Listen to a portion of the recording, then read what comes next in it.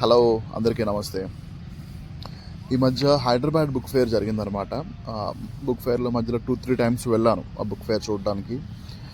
వెళ్ళిన ప్రతిసారి ఏదో ఒక కొత్త పుస్తకం తగలడం, లేదంటే ఒక పాత పుస్తకాన్ని దానికి సంబంధించిన అనుభూతులు అవి గుర్తు రావడం జరిగిందనమాట.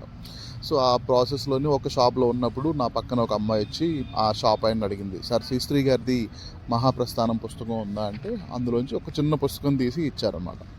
ఈ అమ్మాయి వయసు దగ్గర 20-22 ఎంతో ఉంటాయి. బట్ శ్రీశ్రీ గారి కవిత్వం చదవాలి అని ఆమెకు అనిపించడం చాలా గొప్ప విషయం. వాళ్ళ దగ్గర పెద్ద పుస్తకం లేదు, చిన్న పుస్తకమే ఉంది. సో ఆ పుస్తకం నా దగ్గర కూడా ఉండిందనమాట. అంటే ఒక 10 ఇయర్స్ 12 ఇయర్స్ బిఫోర్ ఎప్పుడో నేను కొని అది చదివేవాడిని. చాలా బాగా అనిపించేది.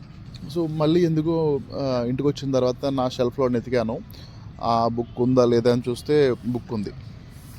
బుక్ చూసి మళ్ళీ చదివాను. తర్వాత ఒకసారి దీనికి ఆన్లైన్లో ఎలా ఉంది, దొరుకుతుందా అని చూశాను. అంటే నేను కొన్నది విశాలాంధ్ర పబ్లికేషన్స్లో, ఆన్లైన్లో కూడా ఎక్కడ దొరుకుతుందా అని చూశాను అనమాట. సో ఒకసారి ఫన్నీగా అనిపించి రివ్యూస్ కోసం చూశాను. ఓకే, దీని రివ్యూస్ ఎలా ఉన్నాయి, శ్రీశ్రీ గారి కవిత్వానికి మోడర్న్ డేలో జనాలు రివ్యూస్ ఎలా ఇస్తున్నారని చూస్తే నన్ను ఆశ్చర్యపరిచిన విషయం ఏంటి అంటే, ఈ పుస్తకానికి చాలా చోట్ల 1 రివ్యూ రేటింగ్ కూడా ఇచ్చారనమాట. 1 స్టార్ రేటింగ్ 5 స్టార్లో. అదేంటబ్బా అనుకున్నాను. ఆ రివ్యూస్లోకి పూర్తిగా వెళ్ళి చూస్తే కొంతమంది పుస్తకం మీద రేట్ తక్కువ ఉంది కానీ మాకు ఆన్లైన్లో అమ్మిన రేట్ ఎక్కువ అని, కొంతమందికి అయితే ఇందులో పదాలు చాలా కష్టంగా ఉన్నాయి, అసలు అంత ఏమీ నచ్చలేదు, పదాలు మనకి అర్థం కావు అసలు అని చెప్పి అన్నారనమాట. అది కొంతవరకు నిజమే, చాలామందికి నిజం.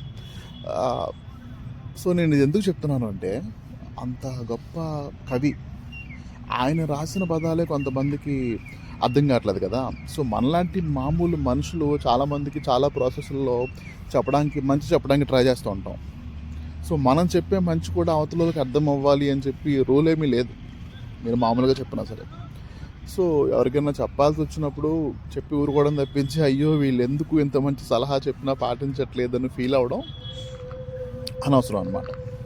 సో ఇంకా శ్రీశ్రీ గారి కవిత్వం గురించి మాట్లాడాలి అంటే, ఆయన 1910లో పుట్టారు, 1983లో చనిపోయారు. సో ఈ ప్రాసెస్ అనేది చాలా టఫ్ ప్రాసెస్ అనమాట. అంటే ఈ ఏదైతే డ్యూరేషన్ ఉందో అన్ని కష్టాలు ఎక్కువ కూడుకున్న డ్యూరేషన్. అంటే 1910 నుంచి మొదలైంది అంటే, మొదటి ప్రపంచ యుద్ధం, రెండో ప్రపంచ యుద్ధం, ఇండియన్ ఫ్రీడమ్ మూమెంట్ స్ట్రగుల్ కానీ, పేదరికం, అలా చాలా విషయాలు చూసి ఆయన ఒక్కో కవిత కూడా ఏంటంటే చాలా కష్టాలని రిఫ్లెక్ట్ చేస్తూ ఉంటుందన్నమాట. కష్టాలని, వేదన్ని, పోరాట పట్టమని పెంచేలా చాలా విషయాలు ఉంటాయి. సో అటువంటి గొప్ప పుస్తకానికి 1 స్టార్లు ఇచ్చిన మన మహానుభావులకి ఏం చెప్పాలో నాకు తెలియట్లేదు. కానీ మీరు కూడా ఎప్పుడైనా వీలుంటే ఆ పుస్తకం చదివి చూడండి కంపల్సరీగా. చాలా మంచి పుస్తకం.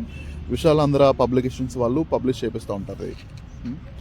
అందులో 1-2 లైన్స్ మీకు వినిపించడానికి ట్రై చేస్తాను. అంటే ఇది చాలా సినిమాల్లో ఇది ఇచ్చారు కూడా. అంటే కొన్ని సినిమాల్లో శ్రీశ్రీ గారి కవితల్లోని పూర్తి కవిత కాదు, ఒక 4-5 లైన్లు తీసుకుని వాటిని కొంచెం అందంగా వినిపించడానికి ప్రయత్నం చేశారు, పాటల్లో కానీ కవితల రూపంలో కానీ. అలా రీసెంట్గా కల్కి 2858 AD అని ఒక మూవీలో లాస్ట్ సీన్లో కమల్ హాసన్ రిసైట్ చేస్తారు ఆ మాటలను అనమాట. ఏంటంటే, పతితులార భ్రష్టులార దగా సర్పదష్టులార దగా పడిన తమ్ములార ఏడవకండి, జగన్నాథ రథచక్రాలొస్తున్నాయి, రథచక్రపు ప్రళయఘోష భూమార్గం పట్టిస్తాను, భూకంపం పుట్టిస్తాను. చూసారా ఈ లైన్స్ అనేవి ఎంత పవర్ఫుల్గా ఉన్నాయో. సో అలా ఆయన కవిత్వం చదువుతున్నప్పుడు కూడా ఏదో తెలియని శక్తి అనేది మీలో పుంజుకుంటుందన్నమాట. అండ్ ఈ ఏదైతే 4 లైన్లు రిసైట్ చేస్తానో అది పూర్తి పోయం కాదు, అదొక 2-3 పేజీల పోయంలో ఒక 4 లైన్లు మాత్రమే. సో చదివి అర్థం చేసుకోవడానికి ట్రై చేయండి, మంచిది. అంటే అన్నిసార్లు మనం కష్టం పడాల్సిన అవసరమే లేదు. కష్టాన్ని రుచి చూసినా కూడా చాలా విషయాలు నేర్చుకోవచ్చు అనమాట లైఫ్లో. Thank you so much. Have a good day. Bye-bye.